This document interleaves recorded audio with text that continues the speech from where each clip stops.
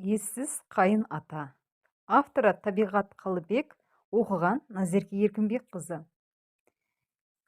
Неге сіз үшін енеңіз жаманда, ал қайын атаңыз жақсы? Неге бала тәрбиесіз болса, анасы жаман, келін кесір болса да, оның шешесін жамандайсыздар? Сонда отағасы, әке, қайын ата, еркектер ше, олар мінсіз бе? Отбасылық газеттерде де, телеарнадағы бағдарламаларда да көбіне ене туралы жазылып айтылып жатады. Ал қайын ата тақырыбы талқыға аз түседі. Неге? Әлде қайын атаның бәрі мінсіз бе? Қайын ата туралы тақырып көп қозғала бермегендіктен, оларды отбасындағы ең тәрбиелі адам деп ойлайтынымыз рас. Алайда, оның барлығы өз атына лайықты деп айтуға болмас. Олар туралы жұртқа жақсы ой қалыптастырып отырған енелер. Менің де қайын атамның жаманын жасырып, жақсысын асырып отырған енем екен. Мен мұны жақында ғана білдім. Бұған дейін мен үшін енем ессіз, ал қайын атам көсемдей көрінетін көзіме. Сөйтсем, керісінше екен ғой. Ата енемнің 4 келіні бар. Қыздары да, күйеу балалары да бар. Қара шаңырақ үлкен зәулім сарайдай. Онда барлық жағдай жасалған. Бірақ енем осы уақытқа дейін қара шаңырақта келінді ұзақ ұстамаған. Ұлдарын үйлендіреді. Уақытты созбай дүркіретіп тойын жасайды да, еншісін беріп бөлек шығарып жібереді. Бізді де бөлек шығарғанша асығып еді. Енем қаладан жұмыс іздеп жүрген күйеуіме, сен алдымен қаладан пәтер тап, жұмысты сосын іздейсің дегенде біртүрлі болып қалғанмын. Алғашқы 2 айдың пәтер ақысын мен төлеп берейін, ары қарай өздерің әрекет етіңдер деген енеме іштей ренжігенмін. Неге бізден құтылғанша асығып жатыр деп, қырын қарап жүргенімді жасырмаймын. Босаға аттағаныма небәрі 3 ай болғанда, енемнен осындай сөз естіп, оны мейірімсізге балағанмын. Іштей тас жүрек екен ғой деп те ойлағанмын. Қаладағы тұрмыстағы қыздары сағынып, ата-анасының үйінде бір апта аунап, қунап жатқысы келсе де, оларды енем қайтырғанша асығатын. Таң қалатынмын. Сөйтсем, әңгіме басқада екен ғой. Иә, әңгіме қайын атамда екен. Қайын атам кезінде ауданда белді қызметтер атқарған. Қазір де ол жүрген жерінде жұрт иіліп, қошемет көрсетеді. Қазір жасы 70-ге жақындаса да әлі тың. Ауданның құрметті азаматы деген атағы да бар.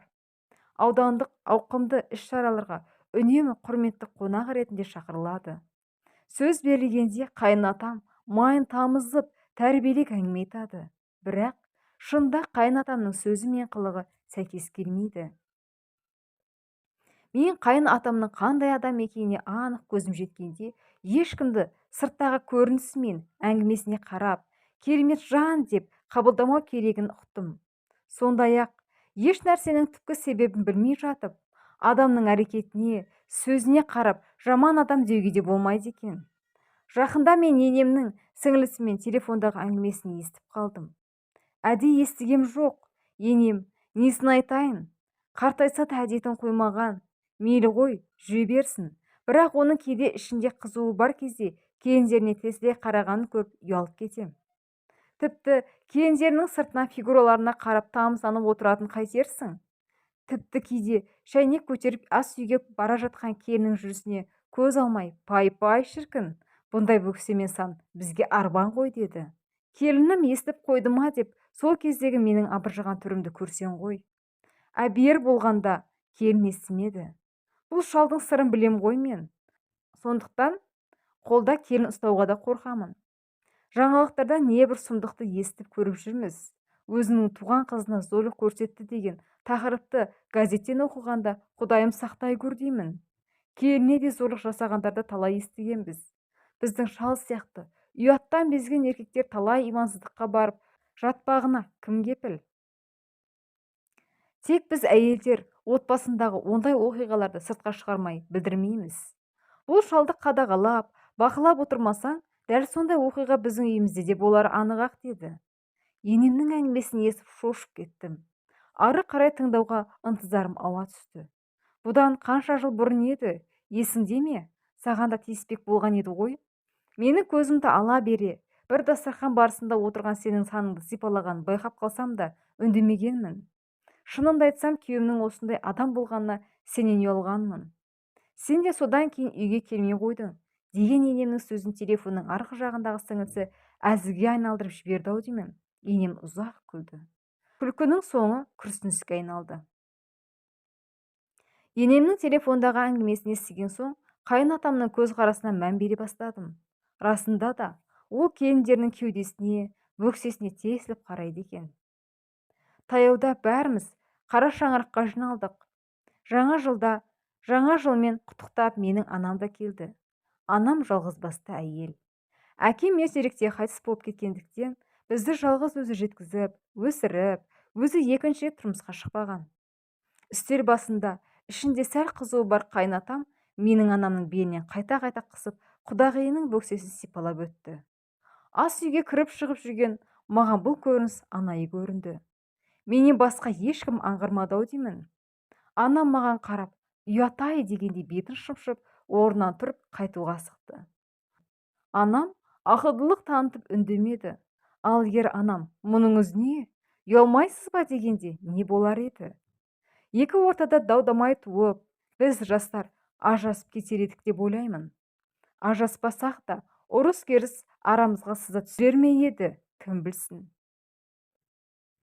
Осыдан соң қайын атамды арсыз қылықтан, жамандықтан қорғап, сақтап келе жатқан енеме құрметім артып, бұған дейінгі көзқарасым 180 градусқа өзгерді. Шынында, егер бұл шаңырақта енем болмаса, не болар еді?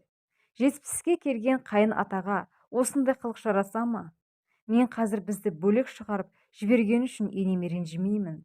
Керісінше, енеме жаным ашиды. Ал күйеуімнің ондай әйел құмар, нәпсі құмар болмағанына шүкіршілік етемін. Әрине, иманды аталар да көп. Алайда, осындай арсыз аталармен бірге өмір сүріп жатқан аналар да жоқ емес. Оларға Аллах сабыр берсін дегеннен басқа не деймін. Осы әңгімеден кейін Бауыржан Момышұлы атамыздың қарттар туралы сөзі ойыма орала берді. Отбасы ошақ қасынан ұзақ шықпайтын, түтін аңдып, үй аралап өсек айтпайтын кісіні шал деген дейді Бауыржан Момышұлы.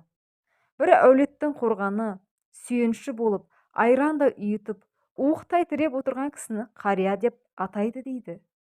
Тұтас бір ауылдың жоқ жітігін түгендеп, жыртығын бүтіндеп, тетігін түзеп, азаматын ардақтап отыратын кісіні ақсақал деп, ал бүкіл елдің сөзін сөйлеп, дау-дамайын кешіріп, ұрпақ бойына ұлттық рух, ізгі қасиеттерді сіңіріп отыратын әр сөзі, Құран хадистерінде қасиетті, қадірлі кісіні абыз деп атаған дейді Бауыржан атамыз. Осы әңгімеден кейін қайын атасы бұл төрт топқа да кірмейтін секілді ғой. Ал сіздің қайын атаңыз ше? Бауыржан Момышұлы атамыз бөлген төрт топтың қайсына жатады? Өз қайын атаңыздың жақсы да жаман қылықтары туралы қандай пікірдесіздер? Болашақ қайын аталарыңызға сабақ болсын. Назарларыңызға рахмет. Өз пікірлеріңізді қалдыра кетіңіздер.